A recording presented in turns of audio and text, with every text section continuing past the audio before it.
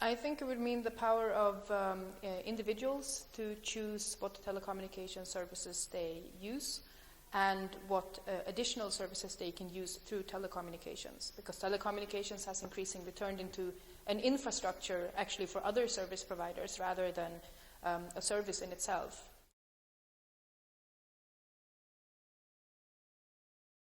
Telcos need to stop snuggling up to the government.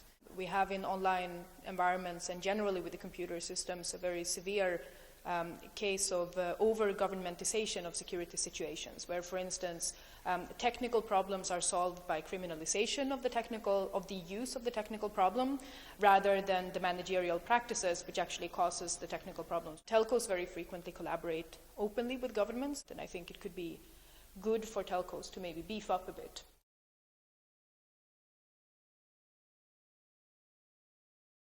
The telecommunications industry needs to look at vertical disintegration strategies. How can they ensure that they get the right commercial actor at the right level of the market, providing the right type of service? How do we avoid vertical lock-in? We're talking about people's ability to freely express themselves, communicate, provide services, innovate, be entrepreneurs, and so forth. I think the telcos also here, I wouldn't assign them any kind of formal or moral responsibility for ensuring that we have this free entrepreneurial space for citizens, but I do think that it's in their interest.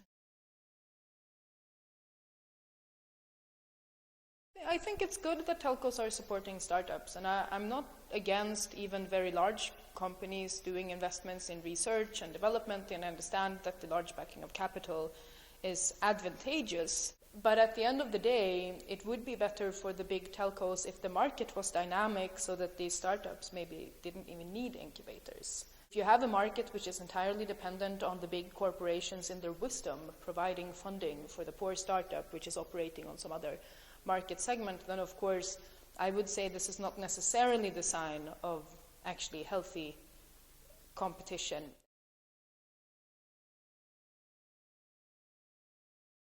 Privacy is something that in a society either you have or you don't have it, and it's something that is everybody's responsibility.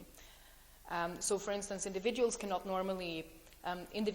literally cannot fight an entire infrastructure of electronic payments, electronic small cards for the public transport, electronic communications. Individuals cannot in this environment be expected to carry the entirety of the burden. But at the same time, of course, the government should be more responsible, legislate wisely, show a clear respect for human rights and a vision of what this means for the individuals in their society. The political leadership cannot be disregarded. And the private sector needs to cooperate as well, because they ultimately maintain and develop a lot of the infrastructures that we use and that either empower us to be in control over ourselves and our identities or not. I've had a lot of fights with Google about their privacy policies, and I was in a meeting yesterday in Sweden where I was actually openly antagonistic towards Google, but I respect Google. For all of the specific disagreements that I can have with some of their political strategies and the way that they engage with lobbying and the legislative institutions, I do actually think that Google is very bold to have points of views, and also the way in which they're really driving forward somehow innovation. They seem to be imagining things that other people can't imagine, and I respect that.